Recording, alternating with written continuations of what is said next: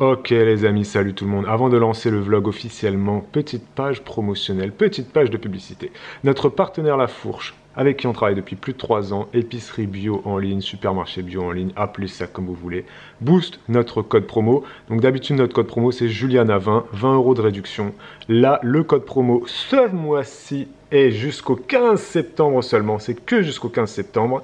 Le code promo là c'est Bon Plan Juliana. Bon Plan Juliana, je vais vous l'inscrire là. Et ça vous permet d'avoir votre adhésion à La Fourche au prix de 29,90 € au lieu de 59,90 €. Donc ça vous fait 50% de réduction. N'hésitez pas, vous pouvez tester sans vous engager pendant un mois. Si ça ne vous plaît pas, eh ben, vous ne vous plaît pas, merci, au revoir, vous rentrez, vous cliquez, vous annulez tout ça, et puis merci, on n'en parle plus. La Fourche, pourquoi est-ce que moi je vous le conseille? Parce que les prix sont ultra compétitifs.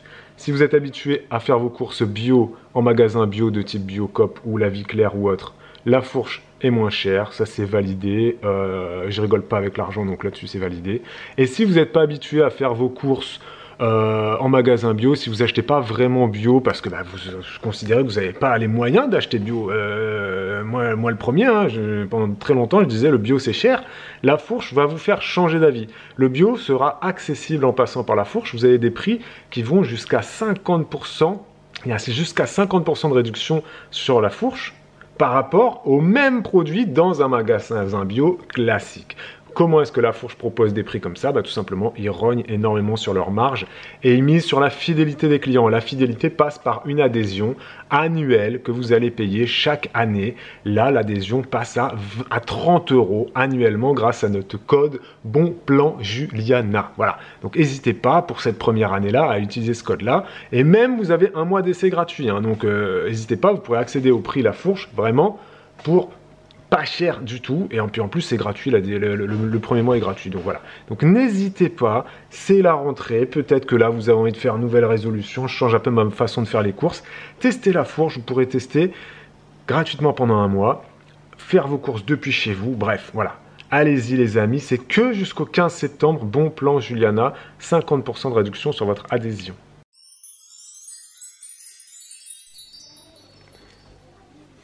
Et alors, Bibou a sorti la machette. C'est pas. Oh, c'est pas une. Oh. Désolé. Alors ouais. C'est pas une vraie machette évidemment, c'est un couteau de chef. Et Bibou est en train de couper. Oh. Désolé. Ça fait du bruit. Hein. Il est en train de couper une canne à sucre que sa maman a ramené de la Réunion. Voilà. Et Bibou est en joie. En joie. Donc voilà, à quoi ça ressemble à une canne à sucre. Si un jour vous voulez faire Koh-Lanta, voilà, vous l'ouvrez comme ça. Donc on mange pas la couche extérieure, hein, c'est cela. Hein. Tout à fait. Parce que la couche extérieure... On ne mange pas la couche intérieure non plus. Hein. Oui, on suce juste le goût. En fait. On mâche. C'est comme les bâtons de réglisse, je sais pas. La chic à... Bref, truc à chiquer. Truc à chiquer, mais ça c'est pour remplacer la cigarette, ça? Oui, mais ça se consomme pareil, je veux dire. Tu prends et puis... c'est à chiquer, quoi, c'est pas... Ah oui, oui, c'est ça, chiquer, ça veut dire ça, en fait. Ouais. Tu mâches, mais tu craches. J'ai appris ce mot-là, tu sais où? Dans Lucky Luke. Dans Lucky Luke, j'ai appris les bâtons à chiquer. J'ai appris ce mot-là, chiquer. Et ouais, tout à fait. Donc là, je la prépare. Il était grand temps, hein, parce que ça fait un petit moment qu'elle traîne dans le frigo. On l'oublie à chaque goûter. Et après, quand c'est fini, voilà, la Bibo, elle a déjà fait la moitié tout à l'heure. Ça donne des petits bouts comme ça. Un petit bout comme ça. Vous mettez dans votre bouche. Que vous mâchez. Tic, tic, tic, tic, tic, tic. Et vous avez tout le sucre qui sort. C'est super bon. Sucre de canne, évidemment. Hein. Sucre de canne qui est vraiment, vraiment très très bon. Et ensuite, vous recrachez les petits morceaux. Oh! Donc vous n'avez peut-être jamais mangé de canne à sucre de votre vie. N'hésitez pas à le dire en commentaire si vous en avez déjà mangé ou non. Voilà, et si un jour vous faites Koh-Lanta, ben voilà, hein, vous saurez comment le préparer avec la machette. J'allais dire c'est peut-être plus facile, mais pas sûr que ça. Je sais pas. Si, peut-être ça coupe mieux, je sais pas. Avec un petit coupe-coupe, là, une petite machette, ça coupe mieux, mais c'est moins précis quand même. Ouais. Et moi, à titre personnel, je n'en avais jamais mangé ou peut-être une fois quand j'étais enfant, peut-être, mais bon. J'ai pas le souvenir marquant d'avoir mangé beaucoup de la canne à sucre dans mon enfance. Pourtant, j'ai vécu à La Réunion pendant 23 ans, donc voilà. Et vous, elle en mangeait souvent parce que sa mamie, elle avait de la canne à sucre sur son terrain, voilà. Elle en a planté pour moi parce qu'elle savait que j'aimais ça. Et contrairement à ce que les gens pensent, à La Réunion, tout le monde n'a pas de la canne à sucre sur son terrain. Parce que c'est vrai que c'est connu, La Réunion, pour avoir énormément de champs de canne. Oui, mais c'est pas quelque chose que... C'est un peu, je pense, comme le bambou. C'est peut-être un peu invasif, tu vois. Enfin, ouais, je sais pas. Un peu envahissant, quoi. Peut-être que ça fait des... ça drageonne et que... Voilà, Bibo, elle a fini de préparer. Hop, tac. Et voilà. Et là, elle le déguste. Et après, elle va le recracher. Je le chic. Tu manges tout le jus, et après tu recraches le petit truc. Après, ça te fait t'as tes déchets, tu vois. Ça te fait une petite boule comme ça, hop, et il y a quasiment plus rien, hein, quasiment plus rien. Et donc ouais, contrairement, j'allais dire quoi, on peut se dire à La Réunion ou dans les îles, les gens ils aiment bien les fruits, ils ont tout le temps des arbres fruitiers chez eux, ou de la canne à sucre, ou je sais pas des moi, manguiers, des papayers, mais non, c'est très rare, hein. C'est comme en métropole, il y a plein de gens qui n'ont pas de pommiers dans leur jardin. Oui. Il y a plein de gens qui cultivent pas grand chose sur leur terrain, c'est juste ornemental, ou alors s'ils font du potager, il n'y a que des tomates. Bah, à La Réunion, c'est pareil, il y a plein de gens qui ont des jardins ornementaux. Et qui veulent pas de fruitiers parce qu'ils ont peur des fruitiers, parce que ça attire les rats, ça attire les bêtes. Enfin, c'est comme en métropole, c'est pareil, pour les fruitiers. Puis il y a des gens qui n'ont pas la place aussi, tout simplement. Il y a des gens qui n'ont pas de jardin, évidemment. Et il y a des gens qui connaissent pas non plus. Et des gens qui connaissent pas. Et c'est vrai que, du coup, moi, la canne à sucre, je n'avais jamais vraiment connu ce goût-là. Voilà. J'ai mangé beaucoup de... C'est comme la papaye. Par exemple, la papaye ou le longani, les longanis. C'est pas des fruits que mes parents achetaient beaucoup. Moi, c'était plus litchi, mangue. C'est comme les autres cocos. L'eau de coco, tu prenais pas non plus. L'eau de coco, ouais, l'eau de coco, je connaissais pas. Chez nous, c'était culturel, hein, vraiment. L'eau de coco, je connaissais pas. On en achetait, je me rappelle, c'était genre tous les dimanches, tu vois. On récupérait ça chez madame, on l'appelait Madame Coco, elle était toujours au même endroit, on lui achetait sa noix de coco, on ouvrait, on mangeait, on buvait le lait, tout ça. C'est vrai qu'à La Réunion, il y a des gens qui vendent des noix de coco sur le chemin, comme ça, ils ont leurs petits étals et tout. Il n'y avait pas de cocotier dans mon jardin. Mais avec mes parents, ni mon père ni ma mère, jamais ils ont acheté une noix de coco comme ça entière pour boire l'eau.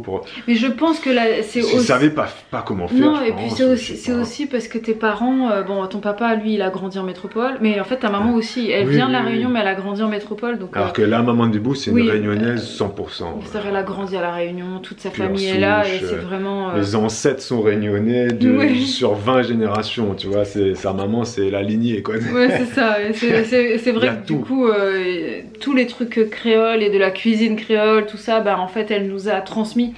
Et moi, tout ça, c'est des choses que je connais, que j'aime, que j'ai participé, et donc bah, je suis contente de faire découvrir ça à Babou, qui n'a pas connu. Et je suis contente de faire découvrir ça à nos enfants, du coup. Exactement, voilà, donc canne à sucre. La canne à sucre. Et la première fois que j'avais bu de l'eau de coco dans une noix de coco comme ça, bah, c'était à Punta Cana avec moi. Punta Cana, je crois. Avec moi, c'était ouais, j'avais acheté de l'eau de coco en brique là. Oui, non, moi je parle dans la noix, de boire dans la noix avec la paille. Dans le coco même. Non, à Punta Cana, je suis pas sûr qu'on l'avait fait. En fait, j'hésite. Parce qu'il y avait des animateurs, il y avait des gars de l'hôtel qui voulaient nous vendre le coco, mais genre super cher. Ça, parce qu'eux, avec leur conversion, ils pensent que quand tu vas dans les pays plus défavorisés, ils pensent tout de suite que dès que t'es blanc, t'es super riche, tu vois. Et ils voulaient nous vendre le coco. Parce qu'il a une épine de chair. Je me rappelle, je sais plus quelle monnaie ils ont là-bas en République d'Homme, tu vois. Ils voulaient nous vendre le coco, mais ça revenait, j'avais fait la conversion, ça revenait à 15 € facile, tu vois. Et je disais, mais ça va pas ou quoi, enfin nous, pour nous, c'est énorme. Nous, notre voyage de noces, certes, on l'a payé cher. J'essaie de lui expliquer, tu vois, en plus ils parlent français là-bas, parce qu'il y a beaucoup d'Haïtiens qui viennent donc de Haïti. Ils parlent français à Haïti. Et j'ai dit, mais vous savez, nous, on avait 24 ans, je crois, le voyage de noces. On avait payé quand même assez cher, c'était 800 € ou 900 € par personne. On en avait eu pour un peu moins de 2000 € pour 10 jours. Donc c'est pas si cher que ça, hein. C'était 10 jours en tout inclus en plus, donc tout inclus, vol, hôtel, donc en soi c'était vraiment pas cher. Mais du coup, eux, ils pensaient... Alors c'était très malaisant et était très dur à vivre pour nous, de notre position de blanc, privilégiés, tu vois. Eux, ils viennent, c'est un pays pauvre, ils nous accueillent. Le tourisme, sans tourisme, le pays meurt. Donc le pays vit à 90% de tourisme, hein, c'est le cas dans plein d'îles, tu vois. Maurice, c'est pareil. République dominicaine, il y en a plein comme ça. Mais ils pensent que du coup, t'es européen, t'es blanc, ou t'es américain, t'es australien, bon bref, peu importe. Et t'as pas besoin d'être blanc d'ailleurs, hein. T'es européen, un français arabe, un français noir, un français d'origine asiatique, peu importe. Un gars qui est français, il arrive là-bas, tu sais, c'est le riche. Et lui, il me disait, ouais, ben 20 euros, ça va, c'est rien. Je dis, mais ça va pas. Je dis, mais t'es fou, quoi, 20 euros, c'est super cher. Moi, j'ai pas prévu d'argent, 20 euros, c'est énorme. Moi, j'ai mis toutes mes économies dans mon voyage de noces. J'ai prévu aucun extra, on avait prévu aucun extra avec Bibou. On s'est dit, on fait pas. Il y avait une boîte de nuit, il y avait 4 bars, il y avait 5 restaurants. On a fait un voyage de noces, voilà. Et on avait accès à des plages immenses. Donc voilà, on a marché, on a fait nos trucs tout seul, tu vois. Bon, c'est pas aventuré dans le pays, hein. J'ai essayé de l'expliquer au gars. J'ai dit, mais tu fais 20 euros, c'est énorme pour nous. 20 euros, c'est énorme. Tu te rends pas compte. Je vais pas te donner 20 euros comme ça parce que tu vas me donner une noix de coco, tu vois. Mais ils comprenaient pas. Je dis, ah bon? J'ai dit, non, c'est 5 euros si tu veux. Prix classique à laquelle tu peux l'acheter. 5 euros, voilà, ça me choquait pas. Là, je dis non, 20 euros, mais ça va pas, quoi. Bref, voilà, c'était l'anecdote.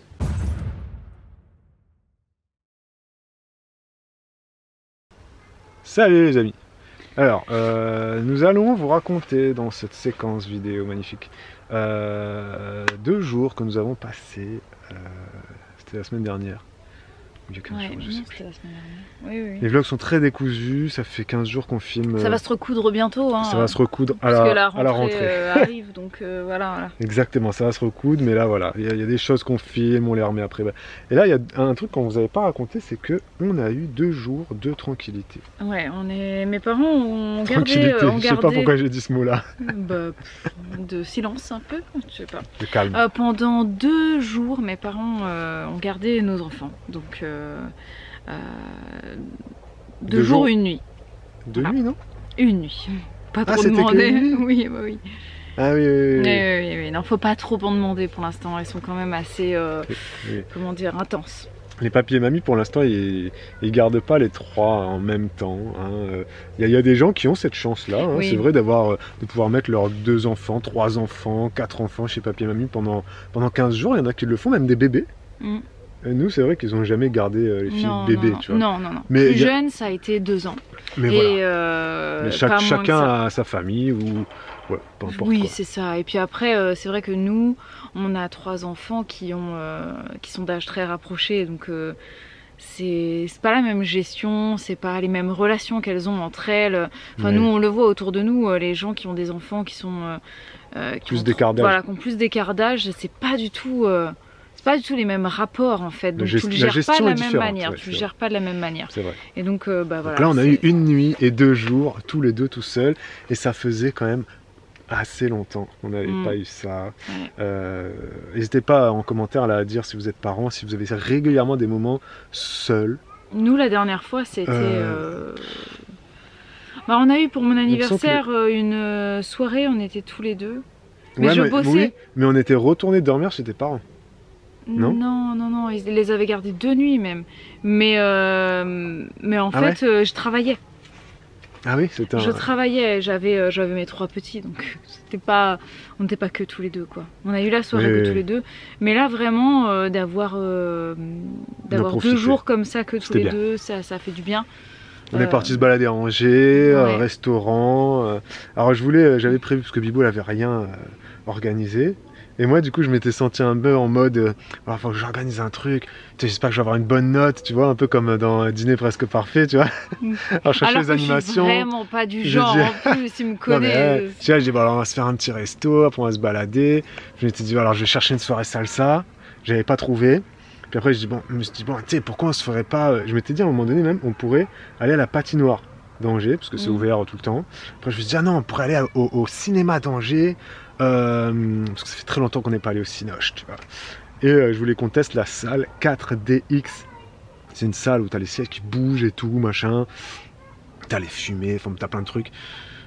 Donc j'étais parti là-dessus. Et finalement, à la dernière minute, j'ai trouvé une soirée salsa. dans un petit bar au bord de la Loire, là, dans une ville qui s'appelle Cuny. Cuno. Cuno. J'allais dire Cuny. Non, j'ai dit, attends, là, on avait fait une blague sur Cuny, c'est pas ça, c'est Cuno. Voilà. Cuno. C-U-N-A-U-L-T. Une ville qui s'appelle Cuno, voilà. Et donc on a fait une petite soirée salsa. On a dansé pendant 2 heures. Jusqu'à pas d'heure, hein, sans déconner. On a dansé jusqu'à 22h30. Hein.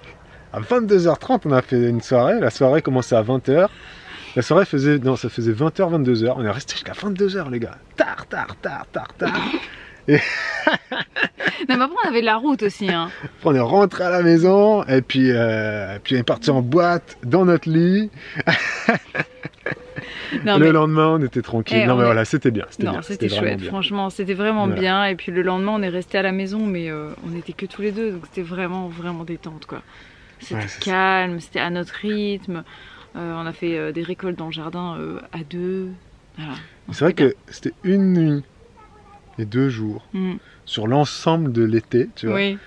Et ben c'était quand même, c'était pas suffisant, mais c'était quand même bien, c'était mémorable, tu vois. Oui. Non, je pourrais presque dire que c'était non, le mot suffisant c'est pas le mot, mais non, mais si, c'était en fait c'était pas le goût on n'a pas eu le goût de pas assez à la fin. Voilà, c'est ça. Tu vois, on était contents. Ouais. Et puis même je me souviens que le soir elle devait rentrer à 18h et puis là 18h ils sont toujours partis. Enfin, limite on les attendait en fait. Ils sont arrivés à 19h à passer à la maison.